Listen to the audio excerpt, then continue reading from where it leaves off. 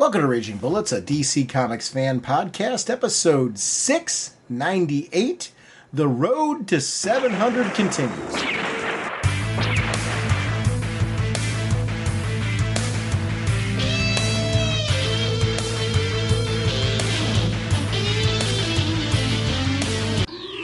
Welcome to Raging Bullets. I'm Sean Whalen, drnorge, and I'm joined as always by my co-host Jim, the sensei of the whatnot, the master of speculation, the duke of the sultan of strategery, the bridge-defying, had a slight cameo in Catwoman as the short-lived sidekick in training Hepcat, because he remains the elder statesman of the podcast segment. How's it going, eh? Jim, on this episode, we're going to be talking about Batman the Brave and the Bold, issue number 1, and Catwoman number 55. We are sponsored, as always, by DCB Service and InStockTrades.com. Jim, what is going on over at DCBService.com? We have Action Comics presents Doomsday Special number 1, 40% off, only $3.59. We have the Superman 2023 Annual, 40% off, only $3.59, and we have the long-anticipated Gnort's Illustrated Swimsuit Edition one-shot, 40% off, only $3.59. Thank you, DCBS. Over at InStockTrades.com, we have the History of the DC Universe hardcover. This is $24.99 regularly, 50% off, only $12.49. Wonder Woman Historia, the Amazon's hardcover, in two versions. They have the direct version and the regular version, so choose your cover. $29.99 regularly, 50% off, only $14.99. And if you're a collector, if you want both with that 50% off, you can get both for the price of one. So, I mean, in two gorgeous covers. That is a stunning series. I want to thank DCB Service and InStockTrades.com for continuing to support our show. Mr. Segulin, what kind of a podcast are we? Hey, all you groovy kittens and cats out there. This is the Hip Cat, and let me tell ya, the Raging Bullets is a spoiler podcast. That's right, we go in-depth into plot lines, story twists, and whatnot of the comics we're discussing on today's show. So, if you haven't read the books, you may want to come back later so you can better enjoy the show. So, here's the part where I need to apologize to the listening audience. So I literally said the Hepcat thing like about 10 seconds ago, and he would have had no idea I was doing that. So he did that on the fly, and it scared me. So I can't imagine what it did for the rest of you. On that note, let's talk some comics. Through the magic alchemy of nature's most awesome sources of energy, Ray Palmer, atomic physicist, becomes the Atom.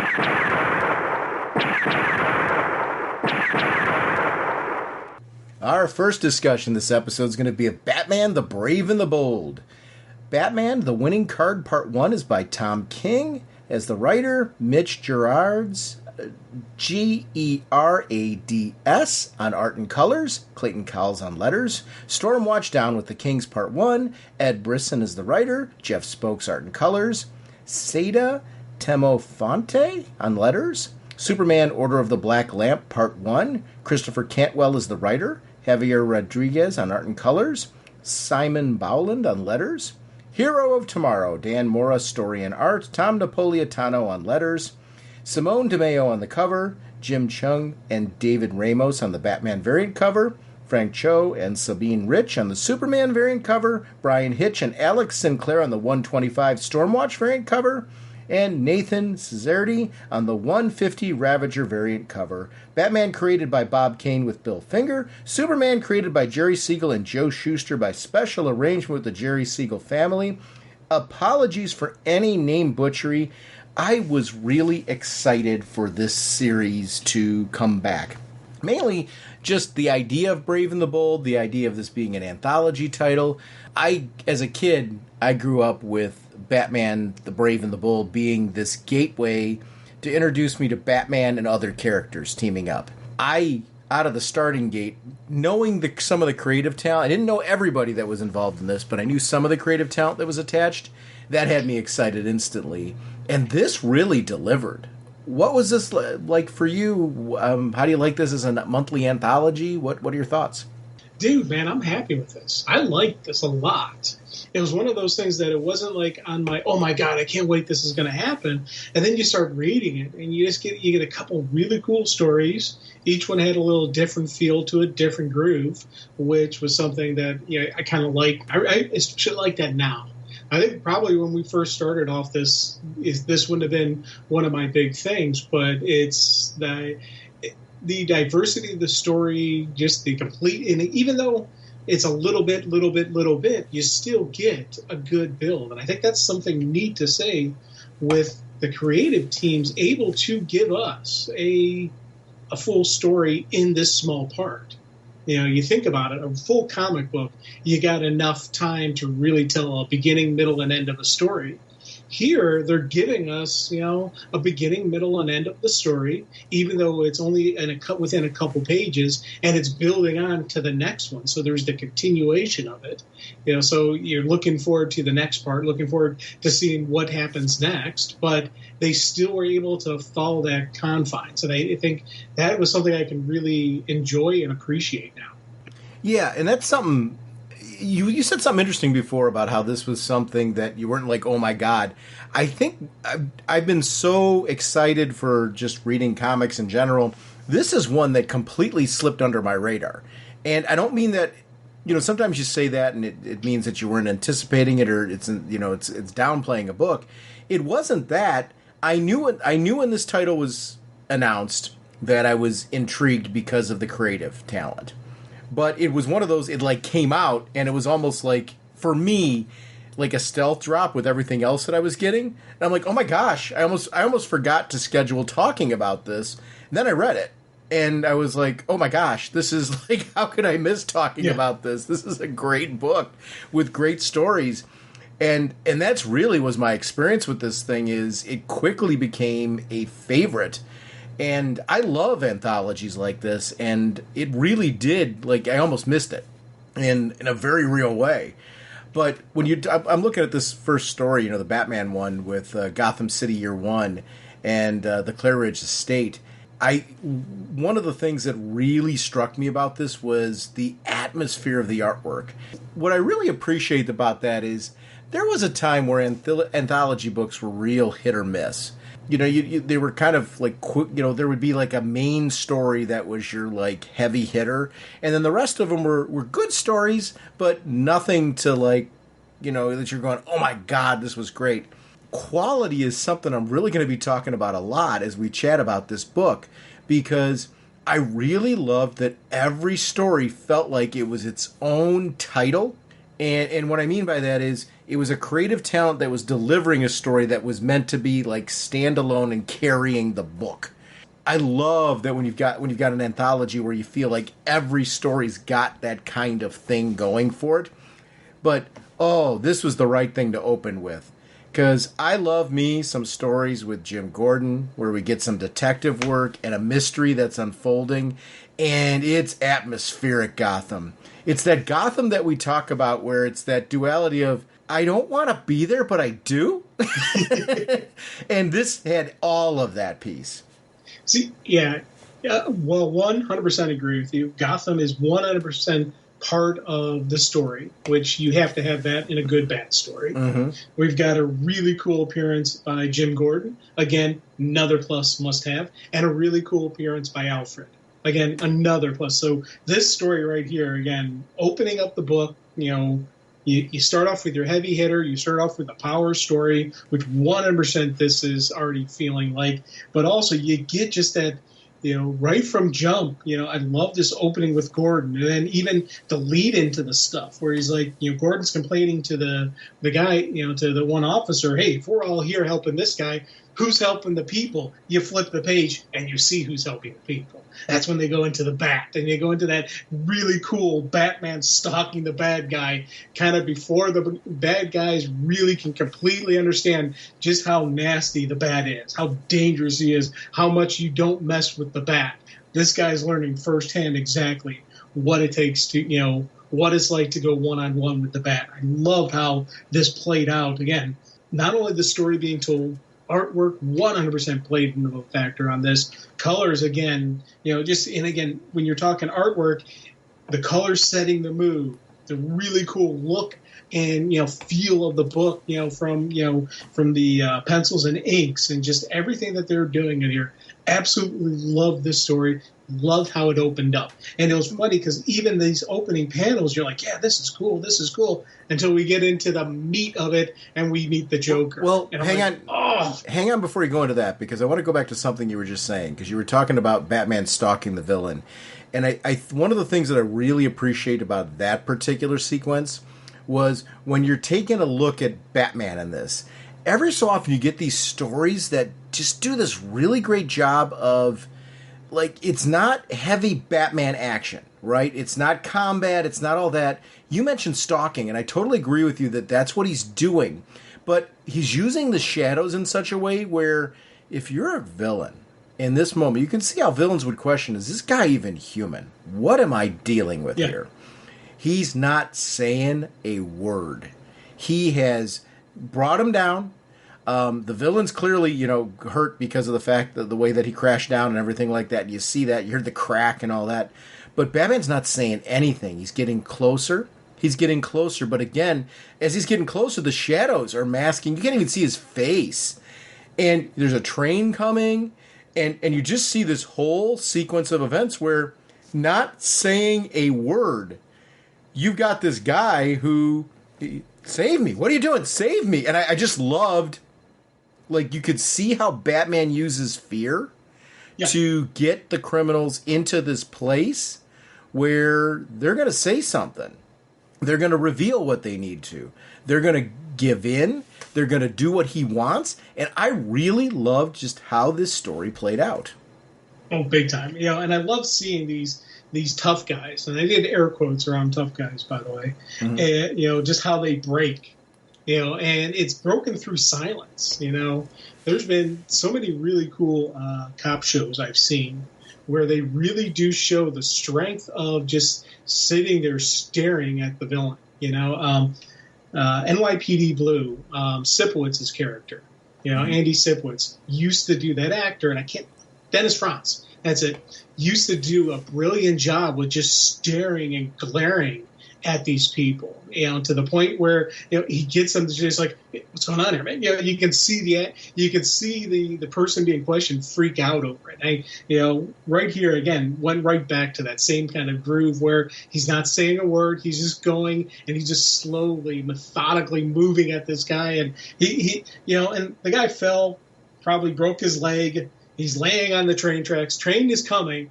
All the guy really does have to do is just roll off the tracks, but he's like, help me, you can't let me die. You can see just the weakness of this. And it goes back to always the criminals are the superstitious and cowardly lot.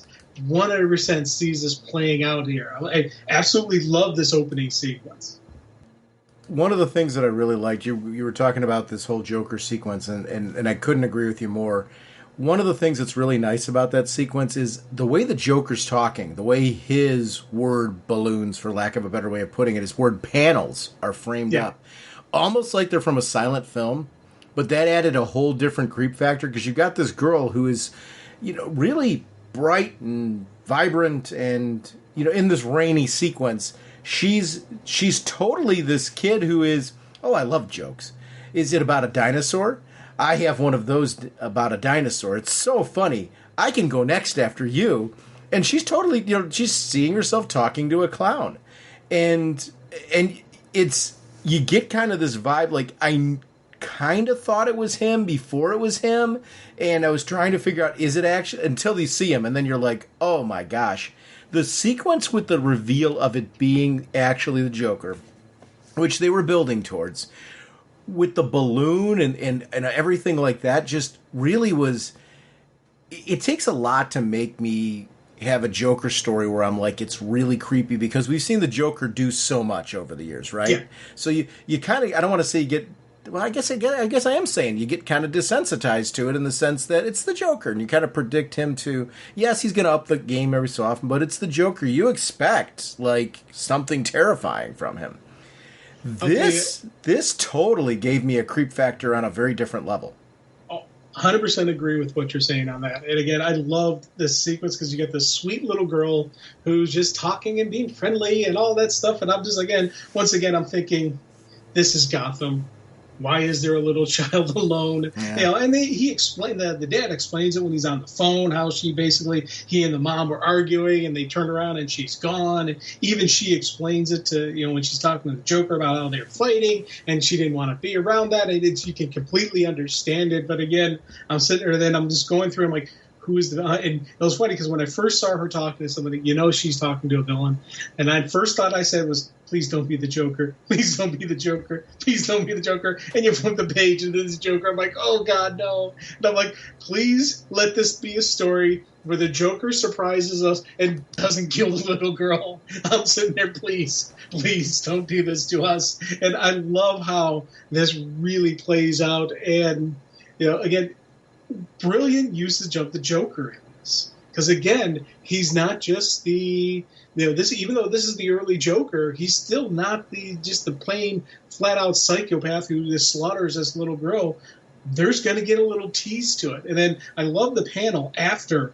You got that great one. They're sitting on the park bench in the balloon, and you flip the page, and I also have a knife, but you can't have that yet. I'm like, oh, no, Joker, don't do it, please. Please don't do this. I like Alfred covering for Bruce. And seeing those sequences again and how that played out, especially with this being so early in Batman's career. This is a Joker that's an unknown quantity. It's this Joker. They refer to him, as like this third person thing, where, as like this unknown person. There isn't that familiarity with him. And that added to my sense of dread with him as well. Like, where is he going to go with this and what is this establishing there? And that part was really, really a fantastic part of this story. Batman's handling of the thug when he ran away, and then the final, yes, you do. Like he finally said something. when he kicks him, yes. It's like, oh, it was so good. The pacing of this, it's hard, because we're dealing with a 70-page issue, but there's multiple stories that are within it. I marvel when you're able to do these anthologies and get these stories that have just really strong pace, that takes advantage of, or makes use of whatever restrictions that you have for your particular story. And this really did a fantastic job of keeping me feeling like we got a complete issue in here, kept me excited for what comes next. To your point, the girl was one of my main focal points in my first read through, because the second she got on the scene, I'm like, oh, come on, she's got to be okay, right? But Claridge was one of those things, too. You knew that, like, when there was a time limit on him, there was no way they were saving him. It doesn't matter how you can surround him with, like, 80 people. There's something that's in play here. And that part was... I felt like I was a part of the countdown, just waiting to see what was going to happen and knowing that, guys, I don't care how swift you are, there's no way you're saving this guy. Yeah. Maybe if the bat's there. But the bat's not there. You're not saving this guy. It's done. Well, the thing I loved, and it was something I really caught in the art read-through, when he's playing hide-and-seek with the little girl, his drawings that are all around there, they really do lay out what the Joker did. And it's a classic Joker move now, but this is year one. This is the first exposure they have to the Joker where he's already poisoned the guy and it's a delayed reaction. It's going to kill him. Because, you look at the images that he's drawn there. He's like, I'm safe. Then midnight, and they show him with the Joker face, the laughing and all that. I'm like, oh man, he completely is laying out what's going to happen to him. And then even just looking at some of the side pictures, there's that SS Batboat, of Batman stopping him at the with the water, with the water reservoir and all that stuff. I was like, that is awesome. I love just how that little stuff was there, kind of showing, what had happened, showing the tease on what's going to happen to this guy. Plus, it's still continuing on just that scariness of what's going to happen to this sweet little girl. I'm like, oh, God, please let this be one of those times when the Joker doesn't kill somebody. Batman, when he went back to Wayne Manor and he was having that conversation with the guy who was, heckling him and everything. Yep. let's just say I was out looking for a demon and I found him. I always find him. I don't remember many times where you see Bruce Wayne go into Batman mode and you're just kind of like, oh my gosh. Like, that was an intimidating look in that. I just really loved the choice there in the artwork to convey, like, kind of the cowl eyes. Yeah. I don't remember many times seeing that done. And I think things like that are better to do sparingly for moments like this because it was striking. Really striking. Oh. And that was something I thought was really cool. And I like the fact, because this is Batman Year One. Yeah. He would do something like that. It's, he's still working out the kinks of being Bruce and Batman, still working on the kinks of the disguise and all that stuff. So a moment like that, he would have a moment of slip up like that. I mean, to end the story with, the father being taken down and, she's like, I don't get the joke. And he's like, don't worry, you will. Everyone will. And really, she let go of the balloon, in that moment, so the balloon went flying by, and that was right up into the bat signal, which was a great way to end the story. But also, you just knew the sense that this child's innocence, was going away with that balloon. Yeah, and just such a powerful story with just what a monster. Because even the look on his face, we don't see that monstrous look on his face for the entire issue until we get to that sequence. That was the first time we got to see the monster that is the Joker. Now, the $1 million question is, do you think he kills the little girl? No. I'll tell you why not. Because I think he wants her to get the joke. He wants her to feel the pain. Yeah. Yeah. So I think no. I think she's going to survive because he already did what he wanted to do with the dad. Yes. And with what he did with her with the balloon and everything like that, it was all tied together. Like, that was all this monumental build to the punchline, which was what he did with the dad. Yes, that was the punchline. Yeah. I know. And again, I agree completely with you. That's how I read it too. And I loved how at the ending, the final ha panel is now a burning silent film reel. Yeah. Again, really cool art choices on this. And the art read-through was something that I really, really enjoyed, these little notions and these little bits like that on there. This was something that the story itself was absolutely wonderful. Art for it was absolutely wonderful as well. I was like, yay, this 100% was just outstanding. Yeah, and it's important for this because, you're kicking off this brand new series, and the anthologies like this have had some really strong history, and some of them have had great runs, and some of them have delivered stories that have been collected. I'm talking about the individual stories that are in there that have been collected and really, both in Marvel and DC, have really been pivotal stories. This is one of them that really has the potential to be one of those stories that you're going to want to see collected by itself, and kind of framed up with its own hardcover and those type of things. And I just love that when you get that in an anthology where that story where it's I can't wait for the second part and I can't wait to see what they do with this. We jump to Stormwatch and Director Bones. And it was the right time for this story to go to something that's a little bit different in the universe. Boy, the artwork couldn't be more different in this. And it was just a very different kind of... I mean, we're in outer space now, and we got the Stormwatch, team that are preparing for a mission. And I love the collection of characters, because these are characters that are important to me. We've got Ravager, we've got Shadow, we've got Peacekeeper 1, we've got Flint. But, Ravager, I will admit, Ravager and Shadow were my first two that I'm I really wanted to see. I didn't know I wanted to see Shadow back, but I'm a big fan of Shadow from the Grell run of Green Arrow, the Longbow Hunter stuff. And Ravager, you and I are both big fans of Rose.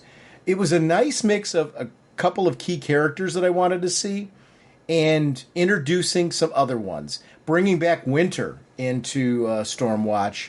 What is your experience with, have you read much Stormwatch, or have you read any of it? It's more of a genuine question. Yeah, I've read some Stormwatch. When they had that last big run, more than a couple years ago, when we were doing in the middle of the podcast, when they brought that back, that's when I read all that Stormwatch, all of that. all of that universe. So that's my exposure. So for me, whenever they bring in a Stormwatch story, I'm like, oh, that's kind of cool. I'm glad. And it threw me because, again, I'm thinking every story is going to have Batman in it, and it doesn't. And I was like, oh, that's kind of neat. I like that. Granted, I like the Bat, but this is kind of cool that they're not just making it where Batman team up, where they're doing a true anthology where Batman is your anchor, but they're still having these other team stories, these other developments going on. But yeah. I do wonder something. Okay. Phantom One, is that a known person? Well, I took it as, I'm going to be honest with you, I took it they were introducing Phantom One as, because trained under Ghostmaker, I think this was something where, boy, this is meant to be a trainee of Ghostmaker, right? Right. What if it's not a trainee? What if it's a Bat? Who? The Bat. Batman? Yeah, infiltrating Stormwatch this way. So, well, this was actually Phantom One was in Batman Incorporated. Oh, he was? Okay. Yeah. Okay. Batman Incorporated Volume 3. Oh, okay. Because I could not remember Phantom One. Yeah. Yeah, no, this was a character that was introduced in Phantom One. He kidnapped this is the character that kidnapped Clown Hunter in an effort to rescue him from Ghostmaker. Okay. Kind of. So there was a rich history with. So okay, now I'm placing who this character is. I was just looking it up because I was like, why do I feel like I know this character? And I've got to admit I had to look it up. So I did read Batman Incorporated, but it's for some reason this just kind of. Yeah, I completely forgot about this guy. Because that's what I was sitting there. That's who this is, kind of neat. And then it got me. Me and my conspiracy theorist brain starts firing on. What if it's this? What if it's that? I'm like, what if it is actually a Batman story? Oh yeah, that's what got me thinking that. Or one of the members of the Bat family in disguise to infiltrate Stormwatch or something. So I was running this whole other scenarios through my brain. Yeah, I don't know that everything in this book has to be Batman related, but here's the thing. With any character so I think Phantom One is genuinely the same Phantom One. Okay. Especially based on that. But that's, again, I think that. I don't know that I have anything of substance that really backs that, other than the fact that this is a character who has been featured recently. So I'm, wondering if that's a thing. But, I think that your point as far as anytime there's a masked character, thinking that there's a possibility it could be something else, we've seen that happen before. So that's certainly a possibility. I just really liked the feel of this, the cast of characters, the idea that you get that this group's operating in the shadows, and not in the shadows the way we were just talking about with Batman, more that they're not in the public eye. People aren't going to go down the street and see these this crew of 6 or 7 wandering around together and going, "Hey, that's Stormwatch." They don't know. This is an example of a covert team, right? Yes. And I really liked that feel about this particular book, that there's nobody on here that if people saw them together in any configuration or saw them individually would link them to this team. And there's something cool about that. They didn't feel it necessary to put that character we have Ray Palmer on here, or we have somebody, that character that okay, people would have to know that person is JLA previously, right?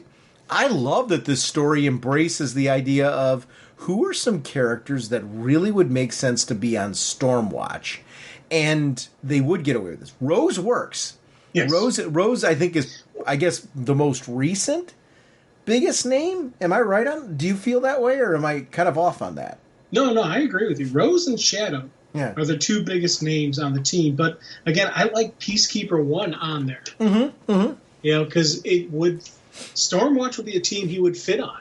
Yes. Because he was a bad guy, but in his own mind, he was the bad guy because he was, he took it too far. He still had that kind of in his head where he was presenting law and order, and, well, not law, he was presenting order, in a world of chaos. And I can understand how they could get him into Stormwatch, how they could keep him under control and keep him in reins.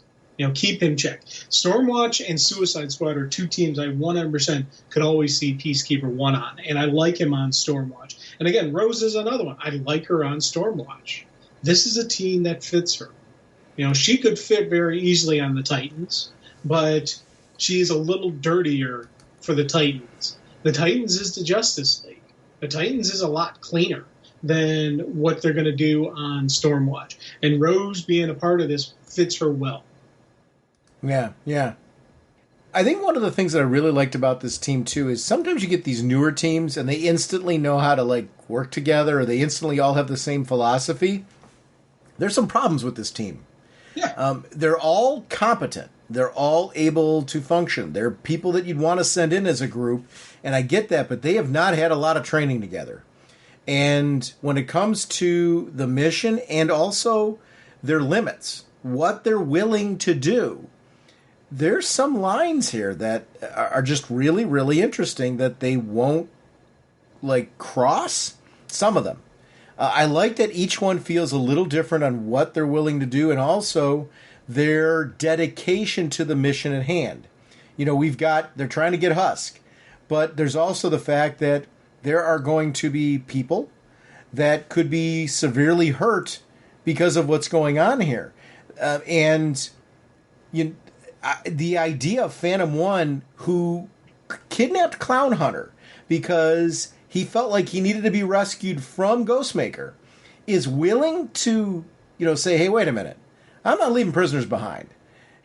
It matches who the character is, and sometimes that's missed when you do these team-up books, right? Where you're putting people on a new team, you start to lose the character, and this is where I started to feel that this really is Phantom One. Looking at this, kind of going, okay, wait. I do know now that this, because I was listening to you before and I was thinking to myself, I'm like, well, I could see Jim's point as far as that could be Batman or somebody else. I was thinking that through, but as I'm looking at this, knowing what I know now that this is the character from Batman Incorporated, I'm like, I think this is exactly who he is. But yet there's elements of him where you could also make the argument that it could be a member of the Bat family. I do think this is the real Phantom One, though. No, I agree with you. I agree with you. Now, again, I completely forgot about the character being in the other stuff, and I've read the stuff, but I was drawing a mental block on the guy. Yeah, me too. But, I loved how it's him and Rose, the two more heroes of the team, doing that where they're like, hey, we got to save these prisoners. Rose was like, they're just prisoners. Who's going to miss them? We got a mission to do. And even Shadow and Peacekeeper 1, they're solely focused on mission at hand. We got to take out this time bomb. And they're, I love how each of the team, they're trying to do it. They're like, I got the shot. Taking it didn't work.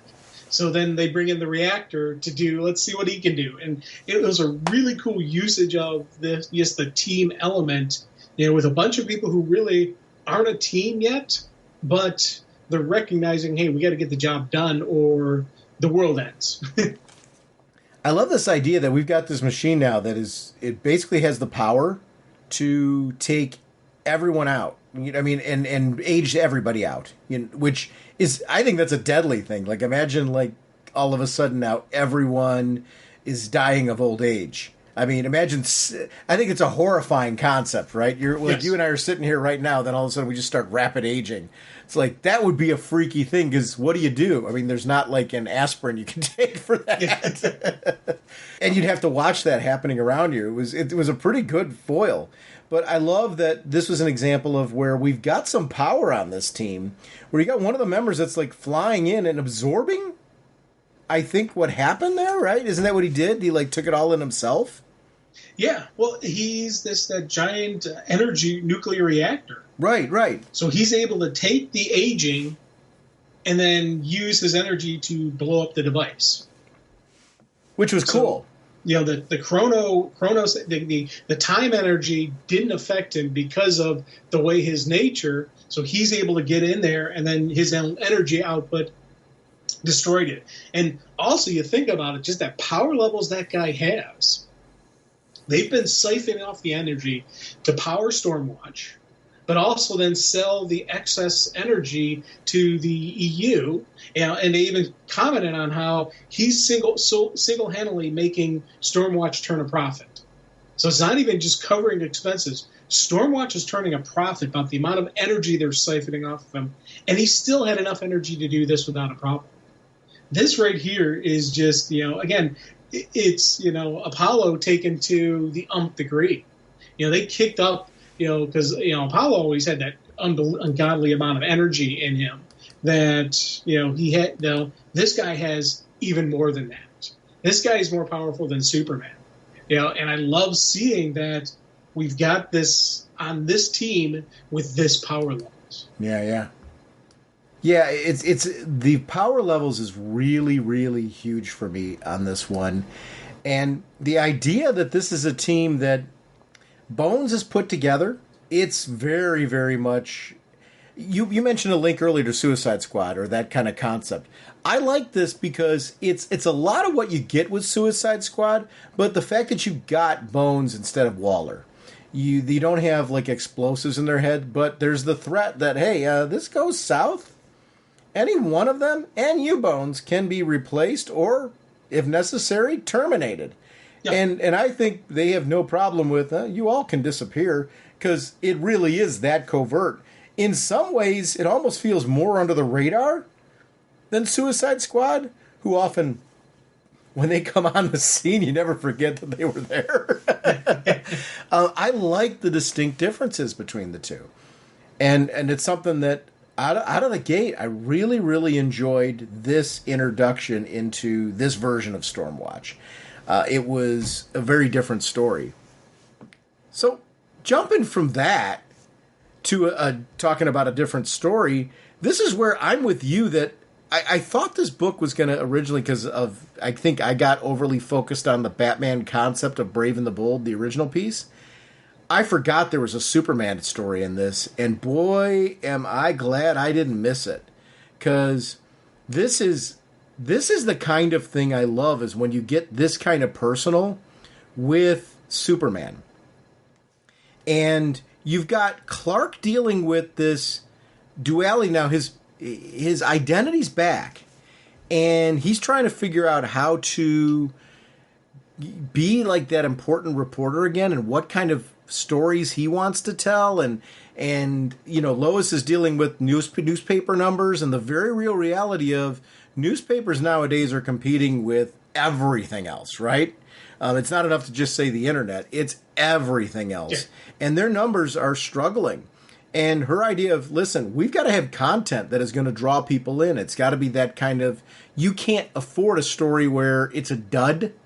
You can't spend time pulling that in. What is your angle for this? How are you going to convince me that this is what we should be doing? I love Clark. Clark takes this whole story, and I know I'm jumping around a little bit on this one, but I love he takes this story concept and goes, but what if this real story here is Superman is acting on our behalf, and I'm writing the story for him? He's like an agent on assignment, and with the way that his identity went back, it makes perfect sense, because there really is kind of less worry of people figuring out who Clark Kent and Superman are, right?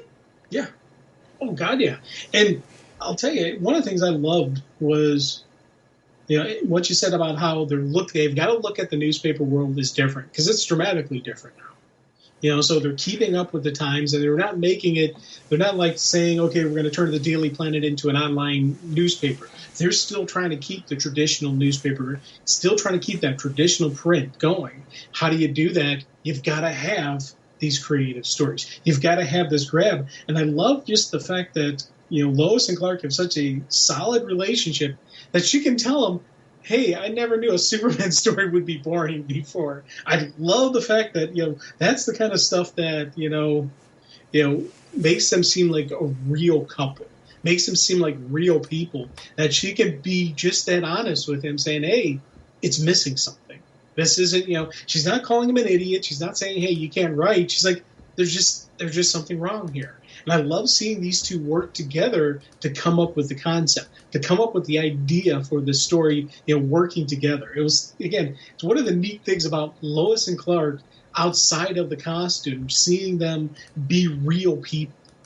Yeah. And the real people piece, I think, is, to your point, really, really an important part of this one.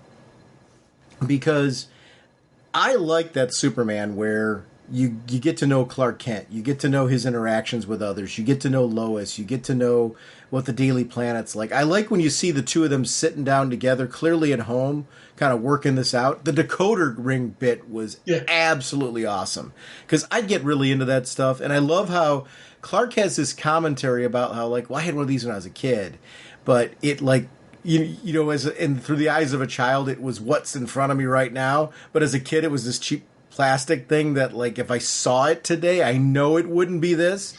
And he's like, but this is like the real deal. This is a legit cipher. I like how, you know, he's looking at that Save Me thing, and that's his whole thing where, like, this is the story here.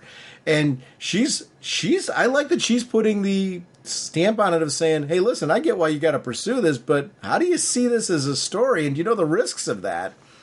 I love the adventure angle that he put into it because I want to see this super cool adventure. Is Superman being mesmerized by the ring? Because while he's wearing it, it, like, flips open.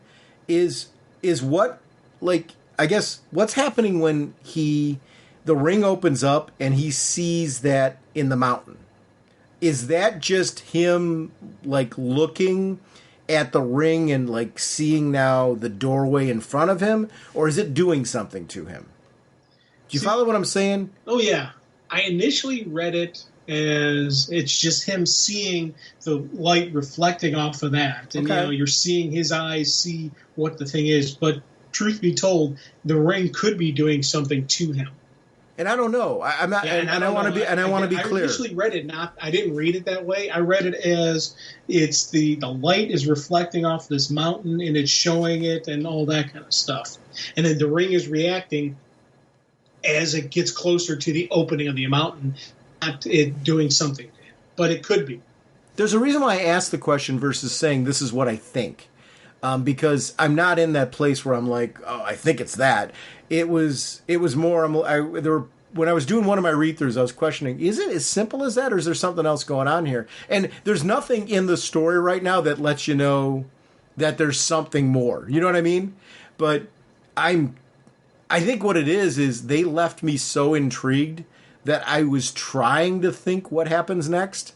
And that's the victory here, right? Yeah. I love that the cliffhanger is him flying it, like getting ready to fly into something that I want to see what's on the inside. Yeah, big time. The artwork was fantastic for this. It reminds me a little bit of what I like about Mike Allred's artwork, and I'm not saying it's cookie cutter by that stretch, and I mean that for the compliment that it is. It feels like the right mix of modern pulpy. If that makes sense. Definitely it's got a Pulp Fiction vibe to it. And I agree with you. This was, different art style for a different story. Mm-hmm. It really fit on this, you know, and that pulp feel to it, the Allred style, completely agree with you on that, you know. And again, it's kind of neat when you sit there and you can, you know, again, like you, there's no insult at all. I'm not saying they're trying to rip off or cookie cutter or anything like that. But it's got that same kind of groove to it. And that fit this story because you think about it going back with the old decoder ring, you know, from when he was a kid and all that, and just how everything's playing out. It fit, that style fit this story being told. I liked it. So we wrap up with the Singleton Batman black and white story, and I love that this one just kind of embraced the idea of being completely 100% original Elseworlds. Yep. And, you know, we've got like a Batman. I guess I'm assuming this is this world's, because it says another Gotham, another life. It's this world's Batman, like in year one. Because I love that the bat that's his sidekick is really like this robotic sort of bat. And I love that he has these, you know, it's almost like a combination of kind of the fighting styles of what you'd expect from like a Nightwing or something like that. But then he has this cool little Cape Crusader mode that his suit is able to kick into. So it's like a modern sort of battle armor. And he's using that to face the Joker. And it was like the Joker was egging this on, like, give me your best. And I was not thinking that the Joker wasn't actually on site, that he was remote controlling what was there. And I love that bit, but I love our background characters that were watching it are Dick and his brother Jason, and I'm assuming their younger brother is Tim, right? It's got to be. Yeah. It's got to be Tim. Like you, I 100% agree. I loved this Elseworld, this other universe going on. Brilliant usage of it. Kind of reminded me of Batman Beyond, kind of like a more futuristic tech, but this is the version of the Bat. And like you, having the Joker, basically hot wiring one of the members of the Royal Flush Gang, one of their minions, to combat the Batman. These two have a lengthy history already, you can tell. So I'm like, yes, give me more on this. And again, great. This story right here, just a couple pages, but still has me hooked in. Still has me reading more of this Bat universe. I want to see them find Tim. I want to see if the kids end up, becoming sidekicks. Are we going to get a little Nightwing? We're going to get a Red Hood. We're going to get a Robin. I don't know what we're going to get from Tim, Jason, and Dick, but I don't know. I want to see it though, and within one issue or within one story, I'm already locked into the universe. So again, brilliant usage of the storytelling. I love the black and white for this story. Each story had their own different color style, had their own different art style. Each one fitted so well. Black and white really did fit this one well. Yeah. And I was surprised actually by it ending, like with the word end. I'm hoping we get more of this world. Because I actually really, really liked I wanted more. I want to see, is it actually Tim? If we don't get more of the story, bravo for telling a story like this in this many pages. A traditional Batman black and white story that made me want more. Really good looking. Dan Moore has just done a great job as I love Dan Moore's art. Where we're seeing Dan Moore is on Shazam right now, right? I believe so, yes. Yeah, and I'm really loving the visual look of that book. It was nice to see, his writing chops here and see him with this particular, his take on, if I could create Batman with my own slate, this is what it'd look like, yeah. And I really like this. And unfortunately, I don't think we're going to get another part of this one because I'm looking at the creative page again, and the first three all say part one. Yeah. This one just says Heroes of Tomorrow. Well, it says end at the end of the story, right. So there wouldn't be another part to it. It's the only one that had an end to it. Yeah, so, I can still wish. Oh no! But I guess I don't know that this being a prelude and introductory story doesn't necessarily mean that we'll never get more. I don't know. I'm with you. I'm kind of wishful thinking it, but great book. Oh God, yeah. This was a fun read, and this was a good read. And as I said, each one of these stories, they have a beginning, middle, and end. It was a complete story, even though it's still building for the next one, building for the next one. Even the one that's probably not building for the next one still did that. And you got to love that when you get a great creative team that can do that, and they can give us a complete story in less pages than normal, but it didn't. You don't feel cheated by it. So for both of us, the experience with this is kind of the same, where in the sense that the walking into it, this one flew under our radar, which it's unusual for a Batman book for me to say that. But now that you've read it, where are you at with this book? Is issue 2 going to be that flying under the radar piece? No, not anymore. Yeah. Issue 2 is going to be jump on it because I got to see. All three of those stories 100% had me going, but I really do want to see the Batman Joker story. That Tom King writing, that really did. I'm like, I got to see what he does. I got to see what happens. Because I'm like you. I'm pretty sure the little girl's going to be alive just because that's the joke. But I want to see how she reacts. I want to see how she handles it. I want to see how Bruce handles the fact that Joker made this sweet little girl. Well, she's not an orphan because she still has a mom, but still killed her father right in front of her. I want to see Bruce's reaction to that because that, again, this is year one Batman. He's not, as hardened as he is, in the present day. That really is going to mess with him, I think. I wonder how they're going to handle this book overall because in the past when I grew up reading some of these books, of this style, both from Marvel and DC. There were books like this where stories didn't have the same number of parts. So, you could be finishing up one story and another story's beginning, but then there's another story that has another part or two that, like, keeps you drawing you back, if that makes sense. Yeah. So not everything is lined up at being the initial first part.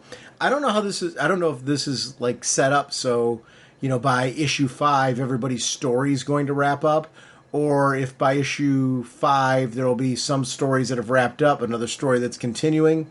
I'm of the mindset that I kind of hope that they just let the stories in this, in the story that's being told, dictate the length. Because I always love that creativity. I also like the idea of having a book where there's always something that, like, I've read portions of before that's drawing me back, but then there's that new car smell story that's going to get me super excited to read this one. I'm not sure how they're planning this out, but I'm intrigued to see what they do with this, like, moving forward and what the direction's going to be. Because it's cool. Do you have a preference? I mean, do you prefer, like, that all the stories kind of line up and that when we have new stories that they're going, I mean, aside from that black and white story, it's in the back, like, these stories, do you want them all to, like, wrap up at the same time and then all new stories begin? If they did, I'd be cool with that, but I think the staggering would be kind of neat. Mm-hmm. That'd be kind of a, because some stories will wrap up sooner. My main thing is just don't wrap up too soon. Tell the full story, and when you're at the end, that's the end. So but artistically speaking, I think it would be kind of neat if they did stagger their endings. Like, I could see the Bat story, the winning card story going longer than the others, just because it's Batman and Joker. And maybe the Stormwatch one will wrap up a little quicker, or I don't know, maybe the other one will wrap up a little quicker, and just do it that way. And then you introduce more multiple part stories, Yeah, I get what you mean. It's an interesting sort of thing. I agree with you that the story itself should be dictating its length, and that I hope we get a good, complete story that is given the page count it needs to tell the story that it needs. I want this to be that, like, artsy book where it gets acclaim for the quality of the stories that are in it. And I felt like this first issue, every story felt quality to me. I felt each story felt different. Each story was going to draw me back. Like, was there one that you were kind of like, I'm not as interested in as the rest? Because to me, every story here I was interested in. Every story had me going. Yeah. Every story had me, had me thinking off page. Yeah. And these are real quick blips by comparison to a full-length comic, and they still had me 100% going. So, again, just the writing team, the creative team, art and story being told were absolutely wonderful and worked on complete all cylinders. And as I said, each one had a little bit of different art style to it, and each one had me going, okay, yeah, I want more of this. Look at those strange little beetles. They look... Great neutron! Our next discussion is on Catwoman, issue number 55. The story is by Tini Howard, with art by Nico Leon, colors by Veronica Gandini, letters by Lucas Gattoni, Gattoni, cover by David Nakayama, variant cover Sweeney Boo with Dan, Panosian. 125 variant cover by Rian Gonzalez, AAPI month variant cover by Frank Choi, assistant editor Jessica Burby, editor Jessica Chen, with group editor Ben Abernathy. And apologies on the name butchering. Yeah, this book is great. I really love Catwoman. It's funny how this book over the years, just every volume, I should say, of Catwoman over the years, has just enjoyed a lot of creative talent. It is a book historically I've stockpiled, not because of lack of enjoyment. It's just, I'm reading so many books, and in Catwoman, I always seem to I get a little bit behind, then I really enjoy the marathon, right, of reading the book. That's okay. This has never been a book that's on the chopping block. It's never been, I don't like the book. It's never been quality. It's always been one of those, when I do my marathon, I'm back to being like, why am I not just reading this the second it comes out? And it just, life usually seems to put this a little bit further back. But it's always when I do the read that I'm like, oh my gosh, this could never leave my reading list. I really love the intrigue of this story because she's been through a lot. And I've been a big fan of the Bat and the Cat relationship, wanting them to get together, wanting them to have a future. But I love with this one, they went their separate ways. She found romance and had to make the choice. And it is a choice that's haunting her because of the fact that it led to an outcome that ultimately put her in danger, put her world in danger, put the way she's operating in danger, put her behind bars. Selena Kyle now can't put her name on anything, even Elise, because of that. And I really liked that there was consequences to that. It was when the relationship was going on, I'm like, this is cool, but I want to see her with Bruce. And I love stories like that because it feels real, right? Yep. But the love is there between the two of them. I just wish they could get it together. And this is an example of, wow, she had to make the choice to save the Bat. And that choice to put him first, once again, has put her, everything she stands for, second, right? Yep. And I just enjoy the difference between her relationship with Batman. Lois's was Superman. They're both iconic relationships, but could not be more different. And you understand why it's so hard for them to get together and to finally make it work. And when you see it, it's why it's so special. This story is, then going to what's going on. She had somebody filling in for her. And it was basically another, gang boss in Aiko who's like, I'm doing Catwoman my way. I'm not your sidekick. I am not your lackey. And I'm not going to just toe the line. And Selena's like, listen, I'm not asking you to be any of that. You just can't wear the suit. Yeah. And there's actually a reason why. There's a reason what you can do better. And I really liked the interplay between the two of them as far as the justification, as far as what Selena was asking of her. And I also like that she's like sitting here saying, listen, you're not the boss of me. You can't tell me I can't stop wearing this suit. It's not like, what are you going to do, sue me? And I really love that whole premise of it because you don't see that very often. It's always like when the main player is back, the other person's like, all right, yeah, I guess I'll go back to being this person, or I'll, adopt this identity, or I'll head this way of operating. She was kind of like, and what made you think you're in charge? I just love that difference because I don't remember seeing that. One of the things, it's funny because I'm sitting here listening to you go and I'm nodding my head along with you. And one of the things that with me and Catwoman, and it's something I'm started appreciating more, is the concept of, she's this, she's a cat. She's a stray. She's a, you think of a lot of cats are loners, and they're not, they don't have the big family. But, when they do connect, when they do have that connection, they're a pride. And there's strength in their numbers. And I love just how when I start seeing, Catwoman have these connections where she starts having these support people, in her inner circle, in her trust, the people she trusts and people she cares about, people she will, defend and fight, people she will train and make sure they're strong enough to stand on their own. It's one of those kind of neat concepts of how the similarities of her and Bruce, but also the differences. Where Bruce has the Bat family. He has these people that he trains, and how for a long time everyone always says, oh, that's just the cannon fodder, that's just the sidekicks. And now we're seeing Bruce really develop as partners. They're not the sidekicks, they're not the support team, they're his partners in this, in his war. And I love seeing that growth of Bruce, and I love seeing that kind of fire and dedication that we get from Selena as well. It's been one of the, kind of really cool moments in all these different readings. And like you said, I really do want to see Bruce and Selena together. But it's kind of neat, when you think about just, the other great relationship obviously is Lois and Clark. The strength of Lois and Clark, the strength of Bruce and Selena are based on the same kind of principles, but a little bit different.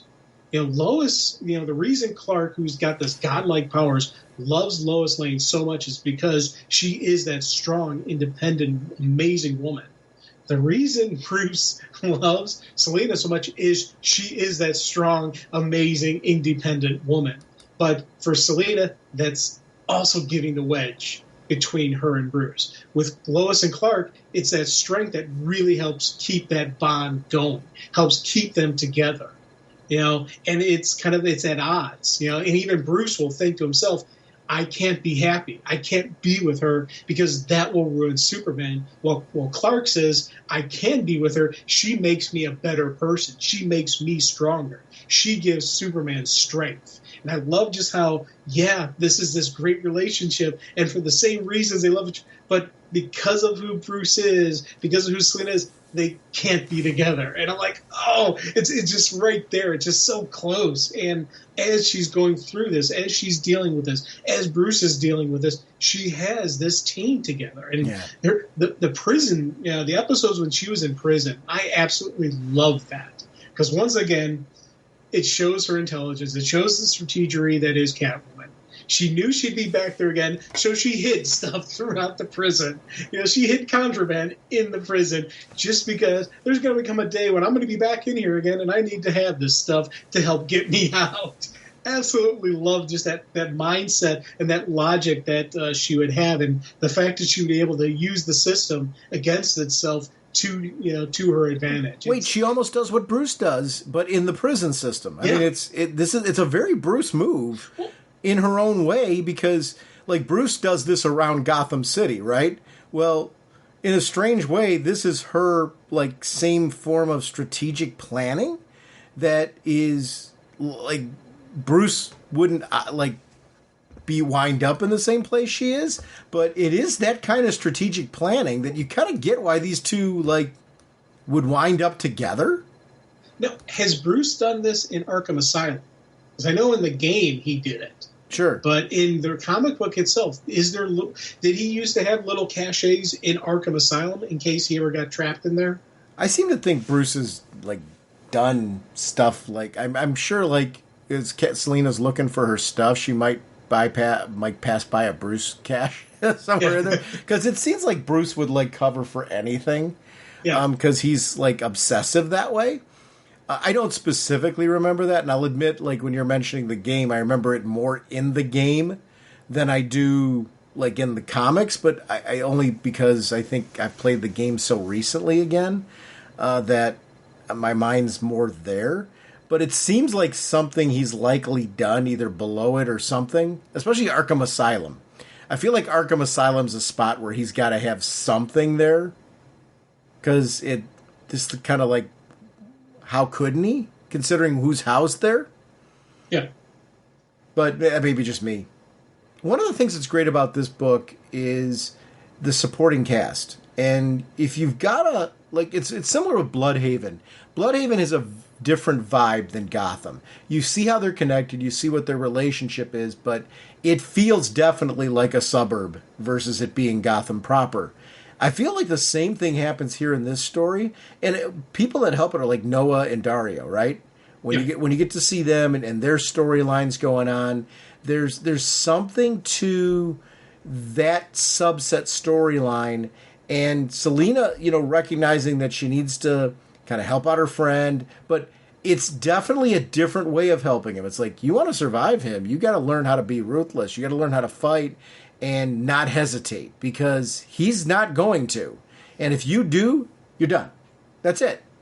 So, she's given him great advice, but it's certainly a different way of preparation than Bruce would do with a Robin or somebody like that, if that makes sense. And I like that just variation. There's a lot to connect Bruce and Catwoman as far as how long they've been operating, the fact that they are clearly veterans of their own path and of their own world, but neither of them is going to be a mentor the same way. And I thought this did a great job of showing if she had these kind of people that she had to support, this is what she would do it like. And I love that. I love that feel and it does make this book feel very different. And I love his code name, Tomcat. Yep, I do too. That is absolutely wonderful. And again, what you said earlier about with Emiko, she's got or Eco, not Emiko. Emiko's X-Men. Eco, she's got there's strength in her not wearing a costume. There's strength in her identity rising up and saying, I am the leader of this Yakuza. You're going to listen to me. Yeah. This is how we're doing things now. It's no longer a boys' club. I'm taking over. And I like that, just that notion that sometimes you need to have the costume. Sometimes but sometimes you need to stand out. Sometimes you need to be, your strength isn't in hiding who you are. Your strength is showing the world, this is what we're doing. And I thought that for me was a really cool moment between these two. And again, really does show her and her friends, her and her support team. They're not her sidekicks. They're her partners in this. They're her friends. They're her allies. And then that's a really big thing with Tomcat about how, she's going to help him. And I love the line. I can't teach you how not to fall in love, but I can teach you how not to die for it. Yeah. And I thought that was a neat notion because especially his big thing that he's got going against him is that hesitation. There's a difference between a fighter and a killer. A fighter knows how to fight, knows how to do something, but when it comes to that kill strike, they will hesitate. A killer, flat out, cold-blooded, will never hesitate to take the kill shot. He's up against the killer. He's up against someone who will not hesitate. He can fight, and he's learning how to fight, but he's always going to have that moment of hesitation, not just because he was in love with this guy, but also because he's not a killer. He's a good person. And I love that notion as she's going through, showing him and, basically trying to get him to get rid of that hesitation, or at least deal with it so maybe he'll stay alive. Because I really don't want Tomcat to die. I'd like to see him win, and I'd like to see him win in a bad way, in that he doesn't kill the guy, but he exposes him for the weakness that he is. I'd love to see him really break down Noah and just really show the world this is a coward. He's not a killer. He's a coward. I'm so hoping we get one of those kind of moments. Black Mask's handling in this book has been really, really strong because he's a character who I feel like writers that understand him really make him this impressive. Like there is the right amount of it's icky factor, I guess, to Rogue. I was going to say creep factor, but I'm like, I don't want to go there because I just talked about the Joker that way. And I really feel like there's something more icky about Black Mask than that. But you have to believe that he's intimidating. You have to believe that people would want to go to him and recognize that he's a boss and that there is an advantage to keeping him as an ally and to keeping him happy. And when he's in power, if you are on the right side of him, it can be financially lucrative to you. And he'll also will protect you out of necessity, and you want to feel like he's loyal to you. I get everything that happens here with the father at the end, where he's kind of listen, it's the Don. Don's hey, it's Catwoman. She's out of jail. She's lost her mind and taken some of the families with her. But she also gave me an author that she thought I wouldn't refuse. And do you think Catwoman doesn't know that he would? Do you think she really thinks there's no possibility he would have turned like this? Oh, no, I'm 100% thinking this is all part of her plan. Yeah, yeah. Because, as she's making the offer, I was thinking, because you kind of see that little sly look on her face. Yep. And the thing was, she's like, I've managed the Bat. He won't be a problem. I'll have quite a need for Black Glove's powerful network of thieves and fences. Interested? And just that kind of I think she knows what he's going to do. She knows what he's going, how he's going to handle this. This is her playing, I think. Yeah, yeah. Because you think about it, she's got her own little army. The people who she broke out of prison. Sure. That's her team. So in reality, she doesn't really need the guy. And, she's got her one friend who's going to be building up as, the Duchess of Gotham. I'm assuming they're not talking about Catwoman, they're talking about the others, but I don't know. So again, it's what I would be surprised if she didn't see this. If she didn't see the double cross coming. I do like we get this idea that like she's trying to set up that place so it doesn't need her. Yeah. Because she's recognizing there's a sell-by date on her own ability to be able to do this, and she needs to create more of a legend in order to kind of keep things in line. And I really liked that concept. Because, we talk a lot about progression and the need for progression, and I feel like this story has a sense of this character moving forward. And also, part of me wonders if she's trying to set it up so she's not needed, so maybe she and Bruce can be together. Maybe. Because as long as she's Catwoman, she knows they can never be together. Right. She flat out knows that. And part of me is wondering if part of this is her attempt to make them together. Just like Bruce thinks he can never be Batman as long as he's with her. She thinks, I can't be Catwoman. And part of me does wonder if this is her way of maybe shifting this. I don't know. Again, it's one of those things that you said it before, how, this book sometimes gets stockpiled.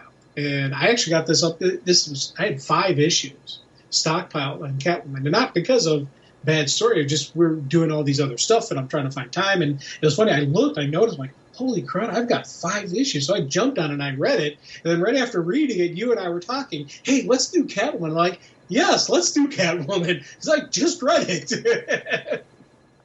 It's such a good book. Oh, God, and yeah. I always love it. But it is, I will say, there is an interesting cycle for me when I read this.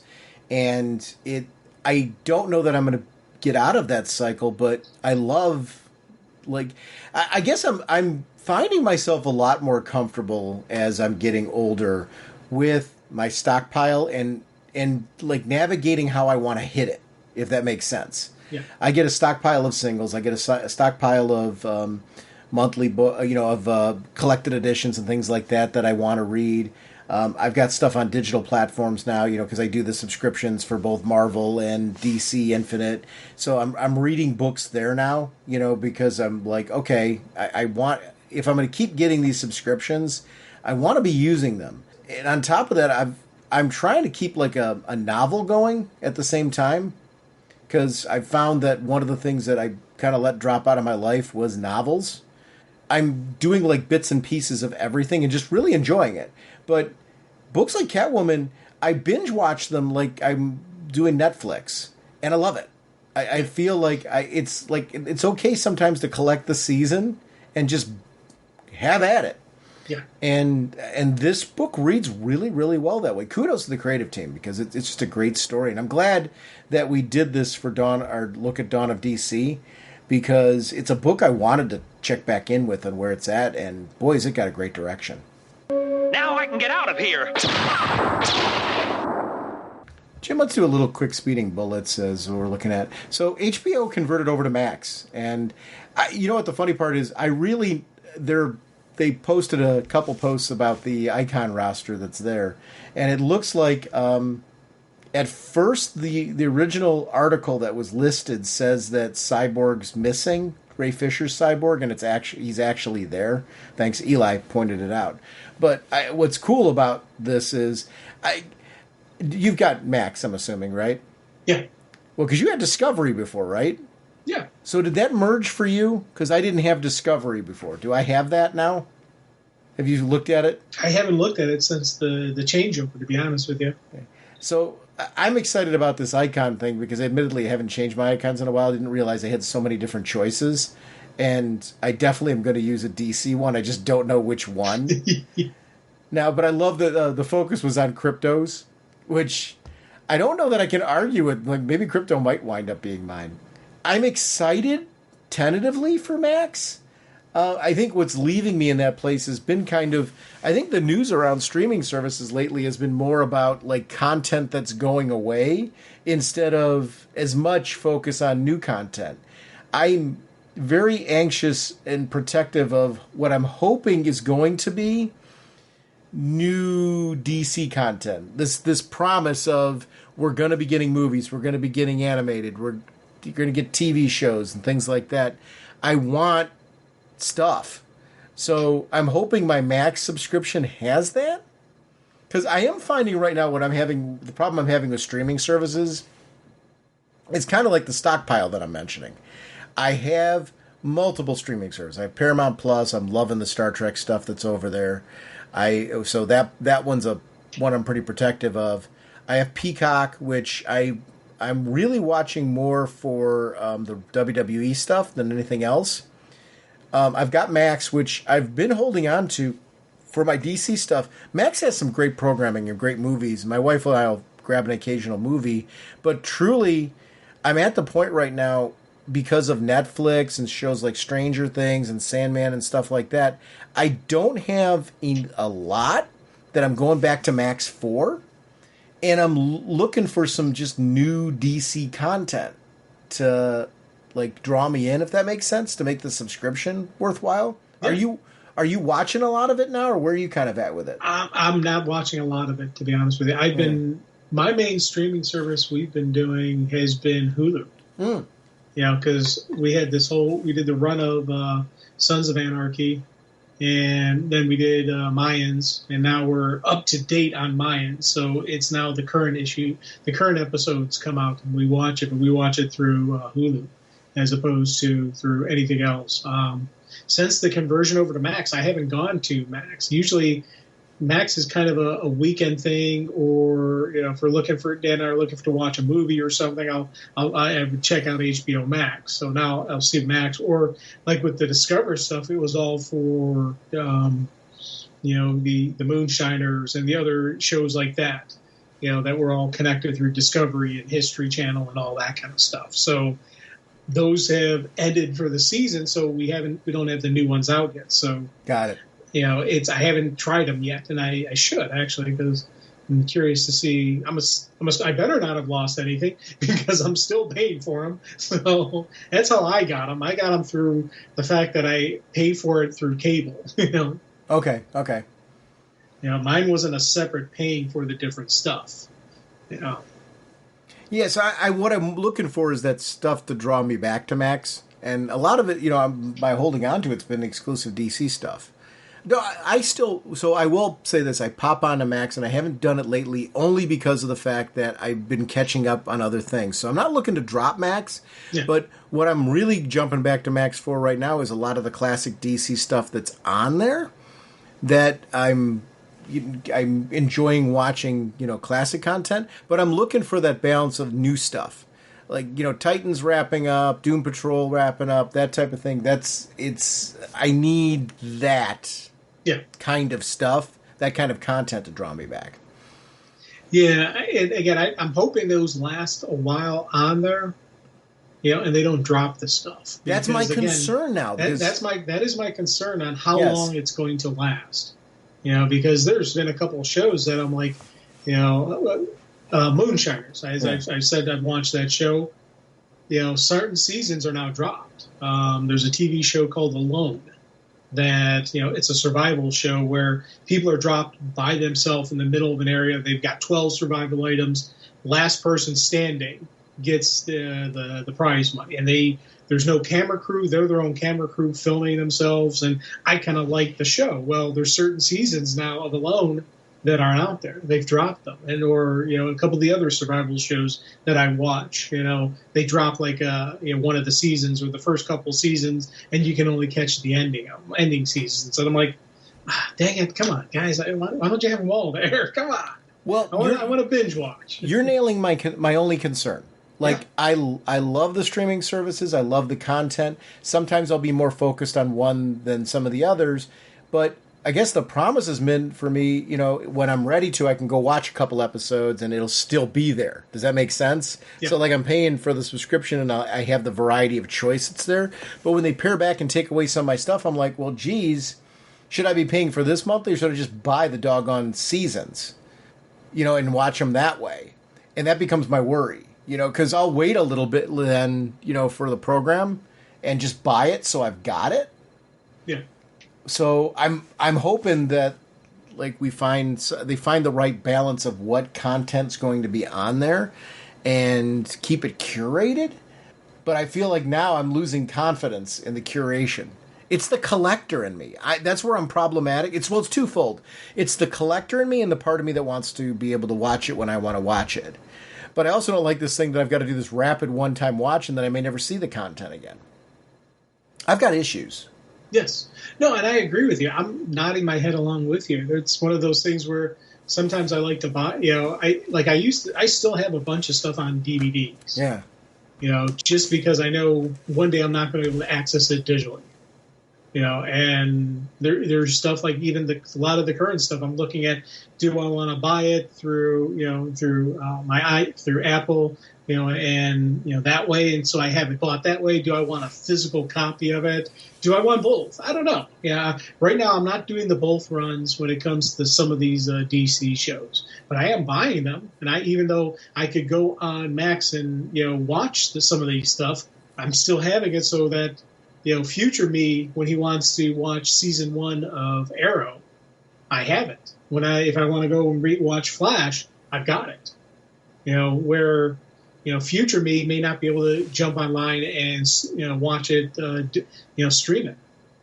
Dude, this ad for Longbow Hunters. Yeah. I grabbed this book when it was coming out. This takes me home. I mean, this was like a great era, dude. We were in high school. Yeah. And that bad boy came out and I jumped on it. Yeah, this was one of those books that I read because of the show. It's great. It's really, really great. Yeah, and I'm glad it's one of those things where, if we hadn't had the podcast, I never would have read this because I didn't read this when it came out. And even when I was kind of getting back into comics, before the podcast, I wasn't really going full on all in. I was just reading a couple stuff, nothing too major. It was the podcast that brought me in. That got me going again. That got me reading the old stuff, going back. And we were talking current Green Arrow, and you were talking about Longbow Hunters, and I think we were at C2E2, and there was the collection of it, for a really good price, and I jumped on it. I'm like, I'm going to get that. And that's how I read Longbow Hunters first time, was I picked it up at a con that I was at because of the show. Our friend Jock, and if I'm butchering your name, buddy, please correct me. He's one of our big time contributors up on the Facebook group. He posted this really cool Batman Times Square from 1989 with the Batman film from then, the 92 with Returns, and then in 2023 we got Michael Keaton back in Times Square with the Flash. Super cool to see that back. I love stuff like that. I'm still digging that. I'm still, I've heard a couple of people not that, go against the comments. Like, I kind of still like it. It still makes me chuckle. I'm still like, yeah, that is kind of neat that, he's back and Michael Keaton is back as the Bat. I want to see this. Who's down on it? I've read it a couple places. Really? Yeah. But in all defense, the couple of people who I've heard negative stuff from, I've never heard them say anything positive. Oh, that's fine. Yeah. So it's those people who are like, oh, this is not good. I'm like, yeah, okay, whatever. Yeah. But I am hearing more of it with Michael Keaton. They're saying, they're just trying to do nostalgia over substance is the common complaint. Someone said that once, so all the haters are dogpiling on it. But they also haven't seen the movie. Like, see the movie first. Like, so those comments have absolutely no bearing on me. It's different if you've seen the movie. If you walk out afterwards seeing the movie and that's what your thought process is, listen, we all have different viewpoints. Like, you and I, we can agree on our like of a book.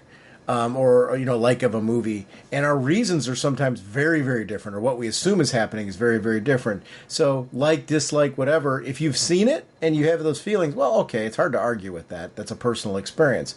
But these people that are, like, hating before they've even seen it, it's like, I don't know, your background noise to me now. I used to let that bother me. I just don't now. I'm just kind of like, oh my gosh, this is like the epitome of ignorance. Hans Zimmer, from 2022, doing If You Love These People from Man of Steel. That music was fantastic. I was a big fan of Son of the Demon. It's cool to see Mike. It was a shout out to Mike W. Barr's birthday, which was really cool. He said, Jock, when he posted it, said, this feels so much like the James Bond 80s. It hurts. Yeah. I guess I kind of get it from the vibe because that's when the book was put out. So it is obviously very reminiscent of that kind of styling, I guess, the cover artwork. But boy, I gotta say, this was a cool era of comics. Yeah.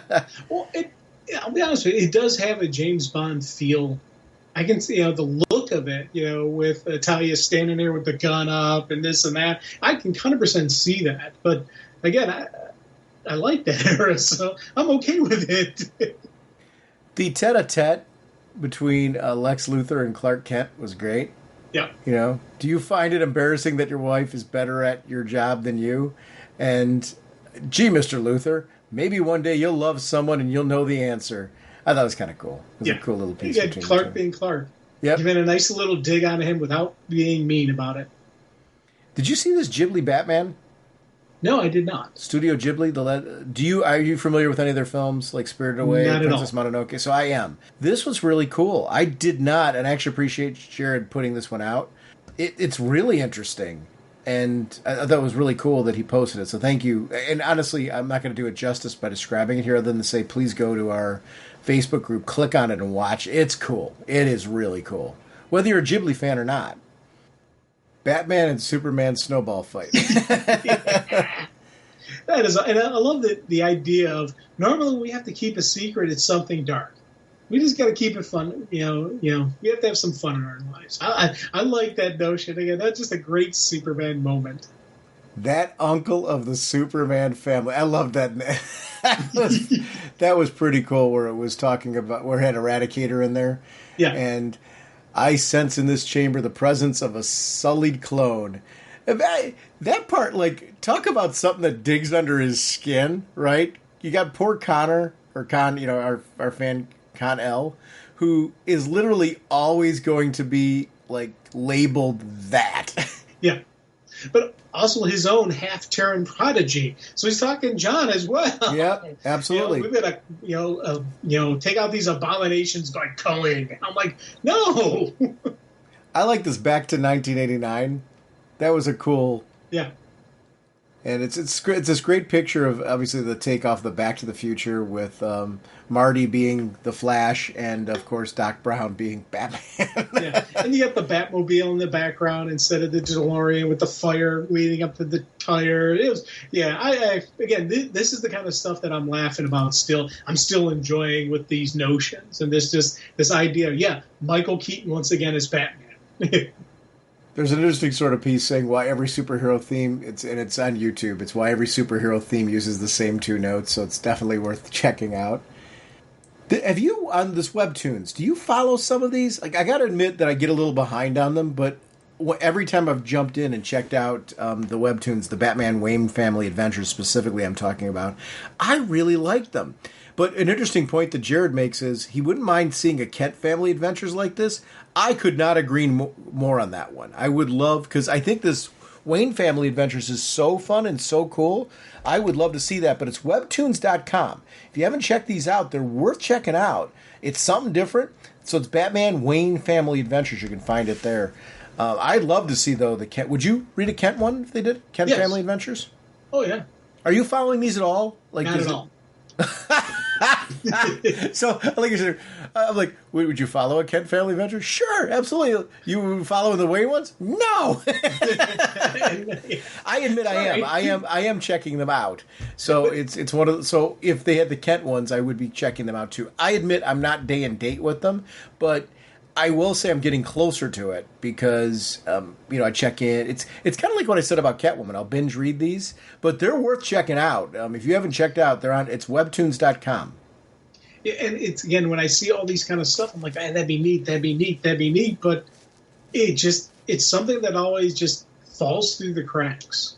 A lot of the stuff falls through the cracks on me, and it's nothing against the show, nothing against the it just happens. Life gets in the way sometimes, and these are the kind of stuff that kind of sometimes slips through the cracks. That pesky life thing. I know. That's why I need to retire so I can just spend all my time reading comics and playing video games. Yeah. I hear you. So we've got this cool little it's this Flash poster. It's basically just a collection of all of these Flash posters for this film. And actually Flash posters from around the world. I am really just stoked for this film. Yeah. And I haven't felt this level of excitement in a long time for a movie. And this has been a really good, like the Spider-Man movie that just came out, the sequel, the animated sequel. By the way, if you haven't seen that one, the new Spider-Man animated movie, do it. It's like 2.5 hours, I think. And it cruises by. I just was left wanting more, which is hard to believe when you've seen an animated feature that was that long. It was tremendous, like the quality that we're getting. So, I don't know. I was at that movie with a bunch of people. Nobody was walking out saying, man, I'm fatigued of superhero stuff. It goes what I'm saying. You got quality out there. People are going to really enjoy it. This feels like that reinvigorating summer of, like, you're going to go from this to The Flash. I mean, I'm like, yeah, all right. Now we're getting somewhere. I'm not hearing a whole bunch of people talk about superhero fatigue right now. Are you? No, I think we're hitting. It's hitting hard. So I'm happy with this. And again, I'm looking forward to this Flash movie. And yes, if you this is from Everett. If you are not reading Sins of Sinister and Groot, go pick them up. It's fantastical. Groot is written by Abnett. So I actually love recommendations like that because I'm kind of gradually jumping over to the Marvel stuff and trying to stay caught up. I'm across comics. I'm having trouble, getting caught up with everything I want to read. Recommendations like that do help for me. Like if somebody's saying, hey, I'm digging this book, go read it, I'll go read it. So just because it just bumps it up the list. I am, though, the piece, and I'm doing it with all my comic reading right now. Your spreadsheet idea, I'm like, I've kicked that to 11. I've got numbers running now on my iPad and my phone. And what I've found is because it syncs between the devices, I'm able to like keep track of where I'm at in certain books. It's really helpful for the jumping around that I do, where some things get, start becoming a binge read. It's nice to know where I left off last. So thank you for the spreadsheet idea. I'm still doing it. It's like a form where I'll enter, when I'm done reading a book, I'll enter the title, the issue number, and the publisher. And I always put the year of the volume that I'm reading. If it was the 2023 version of the book, because some books are being relaunched this year, I'm marking that down because now what I've got sometimes I'm reading different versions of the same, like different volumes, I should say, of the same series. So it's nice to know like where I'm at in each volume. So that part's helping. This, I keep forgetting about this, but I am so stoked for it. My Adventures with Superman. July 6th, we get a 2-episode premiere on Adult Swim, and the next day it's going to be on Max. Does this, like, every time it comes up, like, I will watch this. I'm assuming I'm going to watch it on Max. Although, to your point, you said Hulu before. You have cable, right? Yes. So how will you watch this?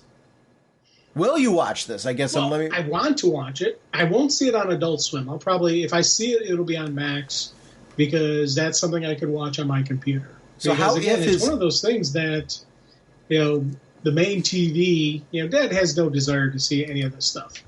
So I try not to watch anything that he really doesn't want to watch on the main TV downstairs. Just because he'll sit through it with me just because he's cool that way. But I don't want to be a jerk to him. I don't want to take the main TV up to have a Superman animated on because he's not a big fan of the superhero stuff. He's really not a fan of the animated stuff. No matter how adult the animated may be, it's not his thing. It's not his bag. So I'm like, I'm not going to do that to him. Yeah, I think my wife would watch this with me. Which is, I mean, and I got to say, it's based on this summer because we went to the Spider-Man together, and she really, really liked it. So at least this one, I'd like to watch the first 2 episodes with her and see if that's her thing. Which that'll be fun if it is. I just think this looks like really cool. I mean, this is one of those that I keep forgetting about, but I've loved since the original concept was laid out before us, right? So it seems like ages ago that we saw the original trailer for this, right? I'm glad that it's finally here. So the Flash sequel script has already been written. Yeah, I saw that. I was like, already? Wait. Again, it's funny, one of those things, because how much were they talking about the Flash wasn't going to happen? Now it is. Then they had a second one already ready to go. Now I wonder if the Flash script for Flash 2 was based on before or now, because the current version I thought tweaked a little. They changed some stuff. Well, and see, that's what I'm wondering. So here's what I'm wondering. Does the new script take into account those changes? I don't know. Yeah, I think, because that threw me when I saw that they said the Flash 2 is already written. Now, what it could be is after, Flash 2, it takes place after, they were going through, and things were looking so positive with Flash that they started working on 2 as they're finishing up the special effects, and things were starting to go through. So it may be everything since the first movie, since the recent adjustment to the first movie. Dude, it's coming back. And it's a book that I did not know was going to be on the slate. I love that this Dawn of DC initiative. They've said that we would be getting more books as the year went on. We're getting Birds of Prey, dude. Yes. And Kelly Thompson. Here's the thing. This team up, Kelly Thompson and Romero. I love the art styling and the character designs of these characters. What I didn't realize, and Jared, thank you for posting these.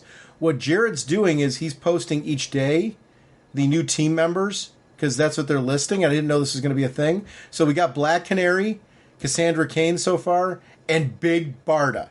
I mean, yes, please. Yep. Now I'm assuming it's going to have Oracle, right? We don't know that yet. I know. Who do you think is going to make the cut? So far, we know it's Black Canary. Right. I'd love for Oracle to be involved, but we'll see. That, to me, is always Birds of Prey. You got Oracle, working out from the Watchtower, going, okay, we got this, But what if someone other than Oracle is in the chair? Who could possibly do it? Yeah. I don't know. Everett pointed out that a couple books that are on the DC Universe, Ted Kord's Blue Beetle, Charlton Comics on there, has the first appearance of the Question. So I'll definitely read that because I haven't read those. And we've got the Warlord is on the app, which I really like. So these are some things on the app that I would go and jump to because I'm just looking for some stuff to read on there. I'm trying really hard with these apps to make sure that I'm reading a certain number of comics on them each month, because it's really to evaluate, do I keep the subscription to that? Because I got a lot of subscriptions to things. I've got things where I feel like I'm subscribing to it and I'm not using it to its potential. So I'm pushing myself to use these apps to see if I'm considering it worth it for a renewal, if that makes sense. But this kind of stuff is what I'm liking from it. I like the new content that's being released. And thank you, Everett, for putting these on the group, because sometimes it's knowing what somebody else is reading and them directing me to something, because if I'm not thinking of it, I'm not searching for it. Does that make sense? So if I'm not thinking of like the original Question appearance, or which that really is the part. Don't get me wrong, I like the Ted Kord Blue Beetle, but and actually I should say, I take that back now. I was going to say I'm more interested in reading the first appearance of the Question. I guess all of my Ted Kord experience has been when the character's been at DC.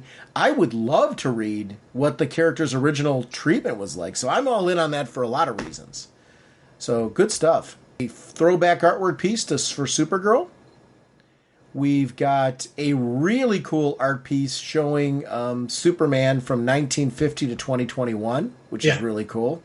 That was a neat one. I like that one. That's something I would like as a poster. Yeah. I'm glad they've got the 1988 Superboy on there too, which was kind of cool. I really like that. When you like your ex's post, Speed Force. When your dad is framed for killing your mom. Oh, jeez. Speed Force. So I didn't know this was a thing. I guess there's an Italian retailer that had a Batman symbol that was out there, and DC's actually won the fight for that. Nice. And I'm always a fan of like seeing companies win for the trademark. And so then we've got, I didn't know this was a thing. Justice League Warworld has got an official trailer. This has been a worry of mine. Was there going to be more of these animated features? We're getting one. So yay, thumbs up. Are these important? These are very important to me. Where do these fall for you? Not as important for you. I do enjoy them, and I'll pick some of them up, and I will stockpile. And if you say, "Hey, let's talk about it on the show," like, okay, I will make sure to watch it then. It's one of those things with a lot of these animated.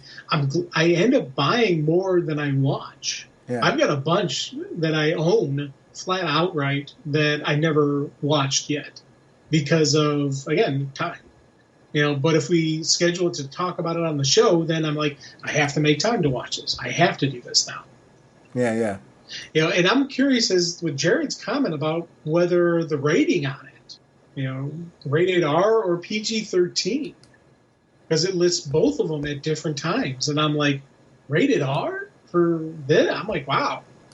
I'm assuming it would be because of gore and or death scenes, not because of Superman dropping an F-bomb.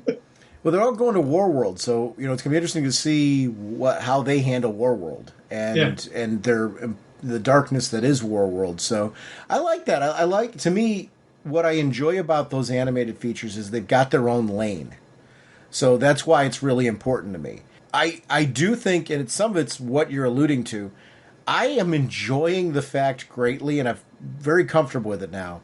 There's too much content for me to keep up with. But I like that depending on my mood, the content that I want is there. And I like that there's audiences, like I'm trying to get to all of it. That's not everybody, right?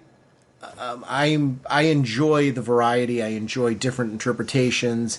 I know I can't possibly keep up with everything that's out, with the between audio and animated and these original, not graphic novels that are made for more of a young adult crowd, and the regular comics and everything that's television and film and all that stuff. I can't keep up with everything that's out now.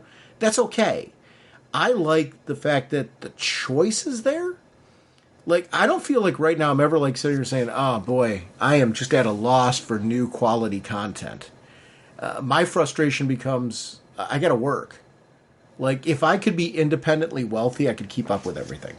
I'm trying to do that. Yeah. I'm not good.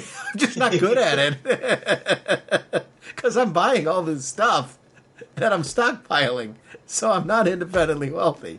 It's like it's creating this cyclical problem. I can't keep up with it because I'm buying it and I'm not independently wealthy. So it's just not going to work out the way I want it to.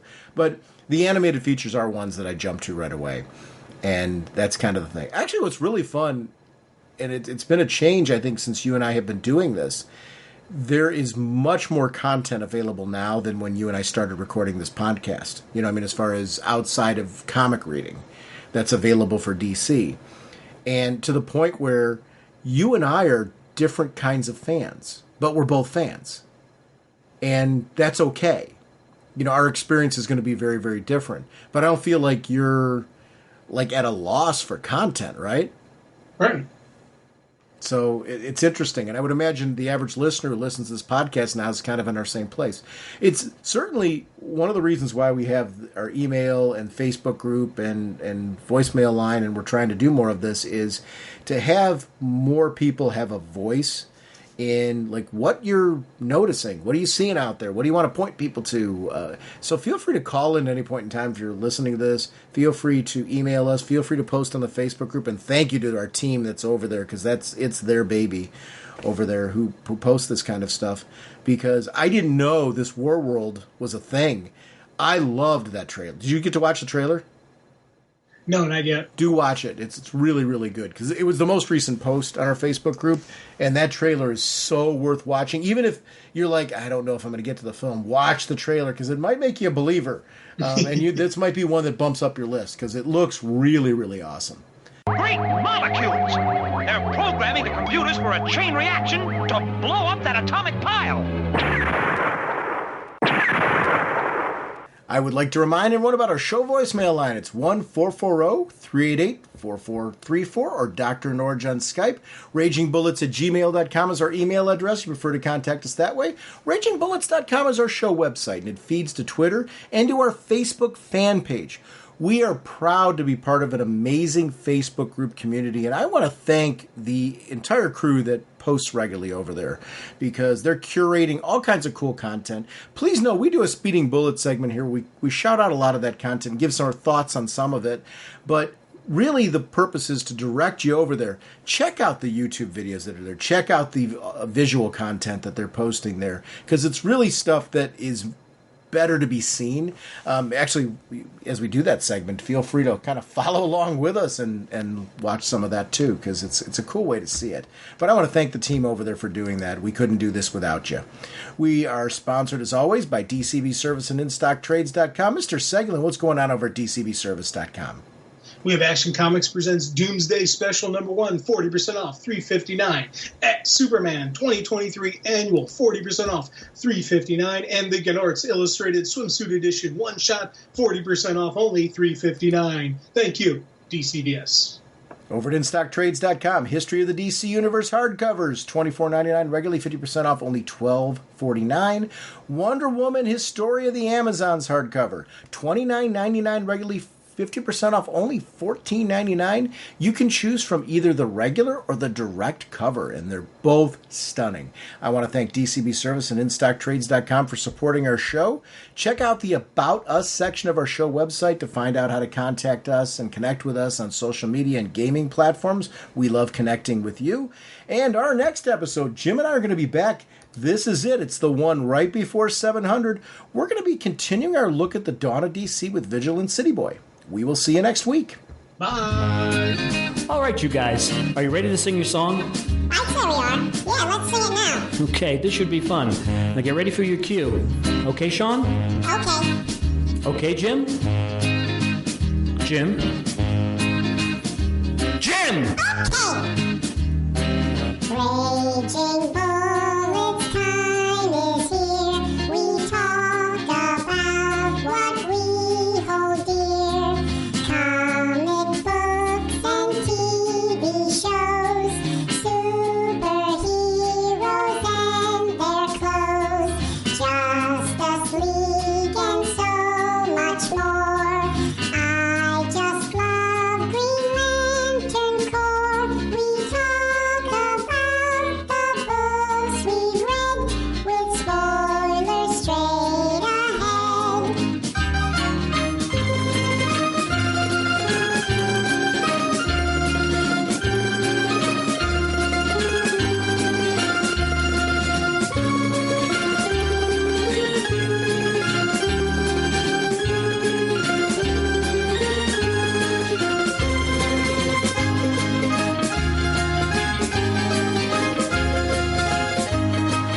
Okay, fellas, get ready. That was very good, Sean. Naturally. Jim, you're a little flat there, so be careful. Jim? Jim? Jim! Okay. Justice League and so much more. I still love Green Lantern Corps. DC Comics are what we know. The Raging Bullet Show. DC Comics are what we know. The Raging Bullet Show. Excellent job, guys. Let's sing it again. Yeah, let's sing it again. No, that's enough. Let's not push it. Push it. What is that? Yeah, what are you talking about? No, I didn't mean anything by that. I think Sean, you did it right Jim, there. I don't know. how long do you want the song to go? Look, it's our production.